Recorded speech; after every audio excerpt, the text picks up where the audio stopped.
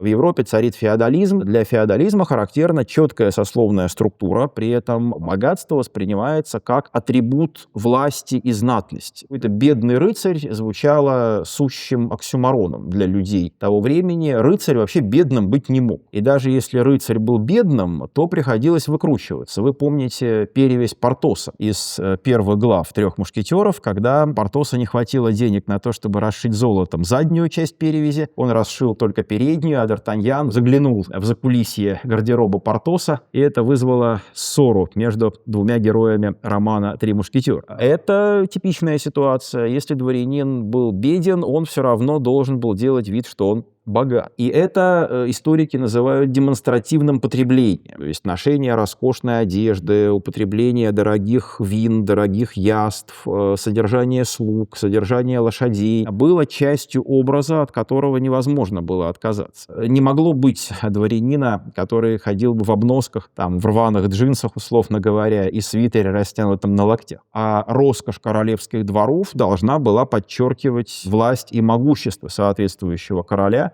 Кстати, распространено убеждение, что Петр был очень скромен в быту. И действительно, Петр любил маленькие комнатки, низкие потолки, иногда носил матросскую одежду, иногда работал собственными руками, но это были такие причуды гения, потому что когда речь шла о пиршестве, о дипломатическом приеме, о торжественной церемонии, то в ход шли роскошные здания, там использовался дворец Меньшикова до этого, Зимний дворец Петра, кстати, отчасти сохранившийся до наших дней, был роскошным и большим зданием. Петр одевался в дорогие одежды, не жалел денег на фейерверки, на украшения, иллюминация, на то, чтобы одеть соответствующим образом солдат или слуг или придворных, купить статуи, которые должны были украшать летний сад, потому что античные произведения искусства тоже были частью вот этого имиджа богатого и просвещенного монарха. То есть не надо думать, что Петр I, так сказать, питался сухой корочкой и занашивал до дыр свою одежду. Демонстративным потреблением занимался и он тоже. Курили в XVIII веке не потому, что испытывали это удовольствие, а потому что курение табака позволяло продемонстрировать, что у вас есть лишние деньги, которые вы можете пустить в буквальном смысле слова